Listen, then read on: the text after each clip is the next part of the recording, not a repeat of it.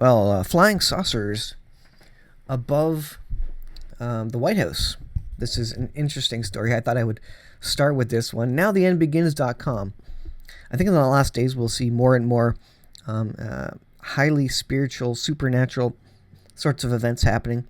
And it will come at a time probably just after the rapture of the church, where the restrainer is removed, the Holy Spirit's removed, and Satan can really do his bit to then attempt to make people believe what he wants them to believe. So not that the rapture happened according to the Bible, but that there are aliens maybe abducting or something. And he's going to really take this off. Now, he doesn't want people believing in the supernatural right now, because that would mean that, well, maybe the Bible is true. So he's going to wait till after some big event happens, where he has no other choice but to try to deceive them in some massive fashion. And I think it will be a significant supernatural fashion, whether Satan tries to convince the population that maybe aliens came and abducted all the believers in Christ or something like that. I don't know what it will be, but I think in the last days we will see a rise in the supernatural. And this was an interesting one. Unidentified flying object over the White House triggers aircon orange as jets are scrambled but cannot catch mysterious hovering aircraft. So we continue to see interesting articles about this over the years, where they really have no idea what it is. And we have aircraft pilots, military and civilian, saying they've seen things. This is an article from November 27th, 2019. The incident caused an abrupt security situation, with jets being scrambled and officers warning people outside Capitol facilities to stay far away. The U.S. Secret Service and personnel and the White House were told to remain in place. Officials heard it was hovering and were even given knots measuring its speed, but they still don't know what it was. We don't know what it was, said one security source who told Fox News. So they're puzzled out. They don't know what it was. The Air Force jets were scrambled over the area because there's a security bubble that exists over the White House, and they don't know what this was. So it's interesting. It says, and the article goes on. Now this story by itself is a mildly amusing anomaly until you recall how back in September, U.S. Navy spokesman made a statement concerning the existence of UFOs.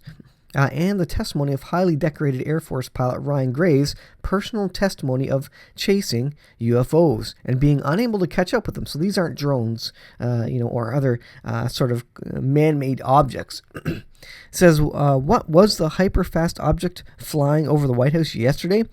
Ask Ryan Grays. I'm pretty sure he could tell you what it was.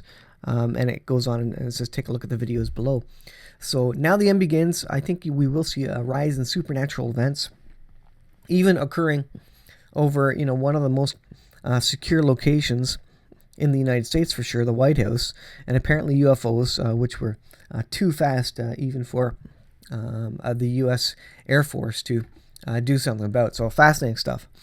All right, on to elections, and I want to talk about, I will get to Isaiah 17, destruction of Damascus. Naftali Bennett seems to be pushing for more effort in Syria, and I think that leads to Isaiah 17, but I think what is holding back all this is really the economic collapse of the world. And I'm going to show you in Ezekiel 38 where I think there's a correlation between food prices, economic collapse, and Ezekiel 38. And it's actually in Isaiah 17 as well. But let's look at this one here. jpost.com. So Gideon Sa'ar, he's trying to overtake Netanyahu. Sa'ar dares to openly take on Netanyahu as a leader. So he wants the Knesset to say, look at Sa'ar. He seems to be a leader that the Likud is voting for, and something that Benny Gantz's party can get behind as well. And so he wants him to vote him in. He wants the Knesset to vote him in. It says... let's see. Sa'ar is fully aware of the difficult path he has embarked on, openly challenging Netanyahu for leadership of the Likud party.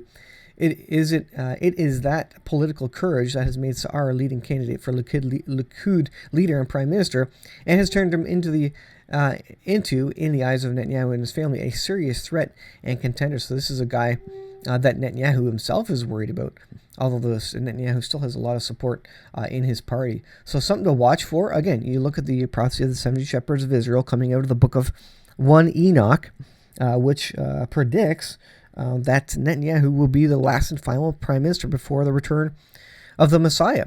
So we're at the end, I think, of Netanyahu's reign in Israel as a shepherd of the nation, and he's been in unprecedented fashion.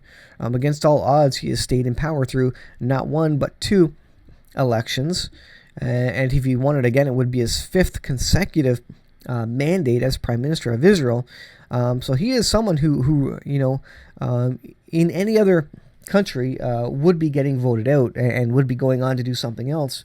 But interestingly, he is holding on to power. So I think there's something prophetic about that. And so we'll see whether that prophecy is debunked or not. But we're continuing to follow that. Naftali Bennett. So he's a new defense minister that Netanyahu put in place. And he is going hard against terrorists, harder than they were before he came into office. We need to boost our campaign in Syria, says Naftali Bennett. According to Defense Minister, a window of opportunity exists to strike at Iran in Syria. Now you talk about shelf lives. Naftali Bennett himself is saying there's a window open. There's a shelf life to the availability of us to be able to go in there. There's a shelf life to the fact that Russia has turned off its S-400 system and maybe is relying on older systems, etc., but there seems to be a window of opportunity to strike. And that suggests to me that Isaiah 17 is closer than we even can imagine, maybe even counting in weeks at this point, and certainly months, definitely not years. This isn't going to last forever. Bennett said in closed talks that a strategic window of opportunity exists that could increase military pressure against Iranian targets. Does that mean they're going to strike at Damascus? I suggest to you that this is a window in which they could do a significant strike and take out all Iranian operations in Syria, and the outcome of that would be the destruction of Damascus. Damascus would become a ruinous heap. Bennett calls his conception of the tactics needed on the northern front breaking to the exit. I think they're trying to get to a place where they maybe can preemptively strike Iran directly, but right now they need to get rid of Iran on its doorstep. He said Iran's military force is weak, so the danger posed to Israel is lower than it would otherwise be. Do you think this is going to last forever? No. Do you think this is going to go on for years? No, it's definitely not. According to Bennett, the current policy under which Israel has been operating in recent years, known as in the IDF as campaign between wars, should be changed in order to harm Iran's establishment in Syria. So instead of these little tit-for-tat things and separated strikes, he is looking to go to a larger, more significant strike. According to Bennett, there is now an opportunity to curb Iran and even cause it to leave Syria. Now, what would cause it to leave Syria? Maybe striking the most significant Iranian base to the south of Damascus. Maybe that is something that Israel thinks would cause Iran to say, you know what, that's it. We're going to get out of Syria. Could that be it? That would also be the hook on the jaw. That would also, I think, convince Iran to say, no, we're going to call upon our allies and march against Israel because they've just declared war effectively. This is in tandem with U.S. sanctions that are seriously hurting the Iranian economy. That means Iran is backed into a corner. That means they're going to be ready and poised to strike should they get any excuse at all. And of course, they're not going to be able to hit the U.S. mainland. They're going to hit the little Satan, Israel, because they can't hit the big Satan, United States. This is a big deal. Naftali Bennett, I think, is going to change the landscape. I think he is looking at a significant strike in Syria. This is what it sounds like. He says there's a window of opportunity, a shelf life. Guys, this is big. I think this is really big. I don't think I can stress that enough. That, boy, it looks close. And all we're expecting now, all I'm expecting is an economic collapse. And, underneath the radar, underneath the mainstream media news, I think the economy is heading there, and I think you need to be prepared. This is one of these high watch times, just like the end of 2019. The economy, the stock market took a significant hit. Another hit. You never know when traders will get spooked, or when there'll be runs on the banks. There's runs on the banks in Hong Kong because of the riots, and so there's huge trouble. All the banking systems are at the edge of the cliff, financially speaking. Massive debt, free money being printed out of thin air, which could cause massive hyperinflation. You have the economy set for absolute collapse. And again, I think this is part and parcel of Ezekiel 38 and Isaiah 17, actually. Let's go to Ezekiel 38 here. So at the top, it speaks of hooks in the jaw, turning Gog Magog against Israel, and it shows all the nations with them. Persia, Iran, Ethiopia, Libya, with Gog Magog, Turkey, etc. But if you go down, so why are they coming? So they're coming to take a spoil. So they're coming to take booty, coming to take goods so they make money off of. They're not just going against Israel because they hate Israel, but they're going to take out some goods and goods, money, etc. Sheba and Dedan, merchants of Tarshish, say. So this some people say is the United States saying, why have you marched on Israel? Are you come to take all the riches of Israel, basically the spoil? And of course, you take the SBF spoil, you get oil, and that's part of it. The riches. Hast thou gathered thy company to take a prey, to carry away gold, silver and gold, take away cattle and goods, to take a great spoil? Why are they doing that? Well, Iran is desperate. Iran could be going in there to take a great spoil because they don't have food. They don't have money right now because of the sanctions. But also, I think the greater picture is that an economic collapse has happened, and Russia is in that same place too, and as is Turkey and the other nations. They're desperate because economic collapse has just occurred, and they are coming to take a spoil, to take away silver and gold, money, to take away cattle, which is food, and goods. They're coming to take food, and maybe even some fresh water technology, some desalination technology. They're marching to Israel because Israel apparently is very well off, has abundance at this point in time, and they see that and they march on Israel, and they don't need an excuse really, but they're it's a great excuse to take a bunch of stuff. Isaiah 17. Let's see. I think. Let me see if I can find it here.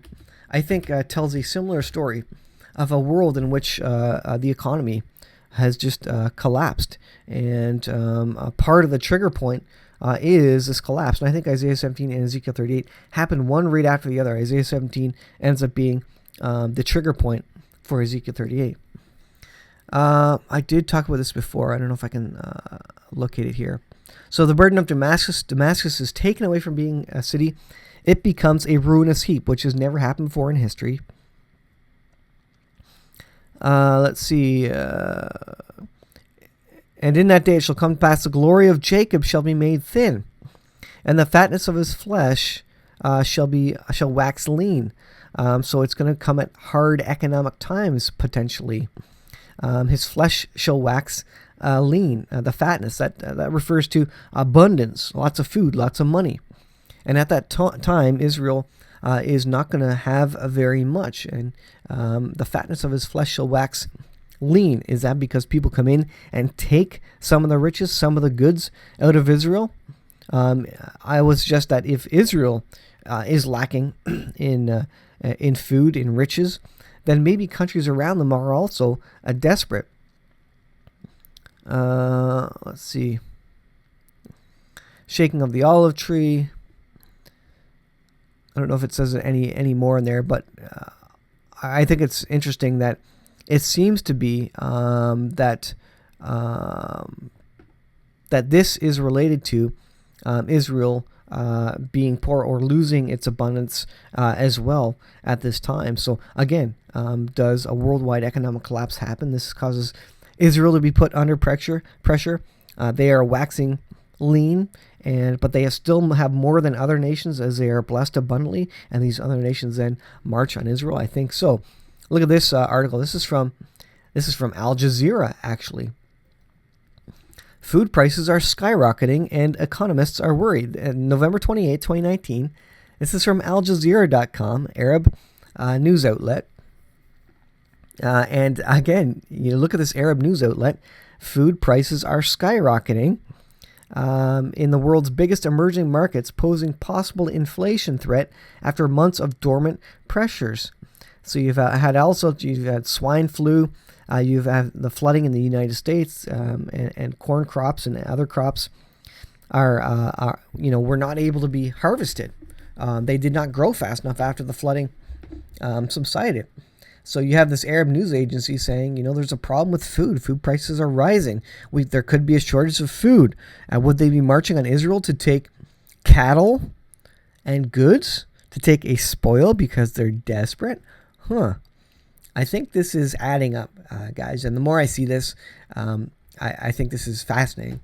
Weather shocks, higher oil prices, that affects the Arab countries. Remember, Iran just added a 50% tax on its fuel, and it caused riots in Iran because of it. It says, and sharp depreciation in the U.S. dollar could make food more expensive, experts warn.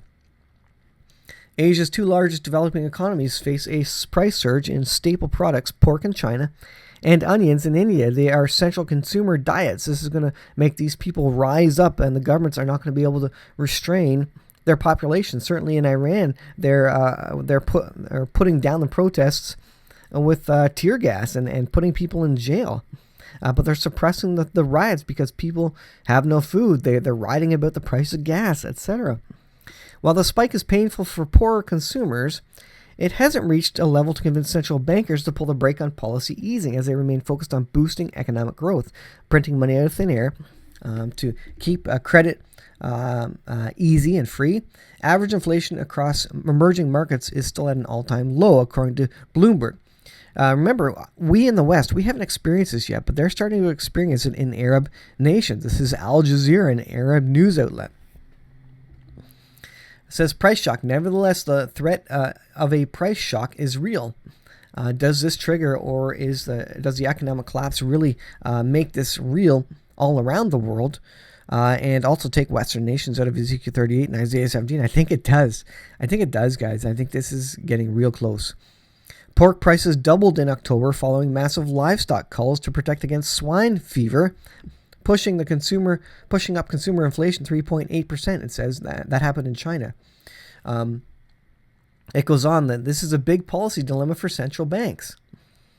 To have a supply side driven higher food inflation, because they're printing money out of thin air, each year dollars is worth less and less, so it takes more dollars to buy the same amount of food. The question is, do central banks believe that this is durable, or that it's transitory? Is this going to go on? Or is this just a thing that's going to, as soon as the next harvest season comes around, we're going to be back to normal? It goes on and talks about various locations. India, Turkey, food inflation hovered 30% in the first quarter. Turkey is one of the big nations in Gog Magog. It talks about Africa. There's African nations in Gog Magog. Libya, Ethiopia. It says at the bottom here, a regional drought has curbed food output in some southern African countries. That means they're going to be desperate, and they may be siding with Gog Magog nations at that point in time. Driven by increases in cost of corn products, food price growth has pushed Zambian inflation to 3-year high. Remember, U.S. and Canada, we sell a lot of our products to China, to other nations, and because of the droughts in the U.S. is not going to be selling food because they don't have enough of it. And they may be buying more and more Canadian products to supplement their lack of produce from the floods. And so that means less Canadian products are going to be being moved to Africa, Arab countries, Middle East, Asian countries, etc. China is a big consumer of Canadian pork. And because of the swine flu, China's going to be even more desperate because of it. So you have all these situations, and it's fascinating that this article coming out of Al Jazeera is suggesting this. You have this added with the wars, rumors of wars, added with all the other things happening, the threat of economic collapse, the freeze up between banks, and that's why the Federal Reserve is printing money out of thin air. All this leads to I think, an economic collapse, which is part and parcel of Isaiah 17 and Ezekiel 38. And I think you can read it in the scriptures there. Pretty fascinating. I think it's very close. Again, I think there's shelf lives to all these. You wait a couple of years, and we could have our food supplies back up to normal again. So there's a shelf life of at least 6-8 months until the growing season can kick up again, and we can see if we're going to be back to normal growing season, and the food situation will level out again. So there's a shelf life of 6 to 8 months, maximum a year for this sort of thing. So as we took a look at the shelf life and other things that are happening, it seems to me, and tell me, let me know what you guys think about it. I don't know, a lot of other people are really teaching or showing the same sort of setup that we have for worldwide economic collapse, and the fact that Israel is also seemingly ready to go with a larger strike in Syria, which, again, I think in the scripture it suggests that during these wars, during these prophetic battles, there's something going on with the economy. In the nation of Israel, in Isaiah 17, the fatness is going to wax lean in Israel of Jacob. And Ezekiel 38, they're coming to take a spoil, food and riches, because something has happened in the Middle East. Something has happened in the world. And I think it's the economic collapse. I could be wrong, but if I am wrong, there's a shelf life on all these, and this is going to be proven out fairly quickly. So thanks for watching, guys. I'll leave it there. I really wish more would hear this information. I think this is significant. I think this is accurate. But people don't want to hear the bad news. YouTube just wants happy news. And so there you go. They don't promote it. But please share the video. Please support the channel if you can. And enjoy your Thanksgiving with family. And as always, thanks for watching. Please subscribe if you haven't yet. And we'll see you guys in the next video.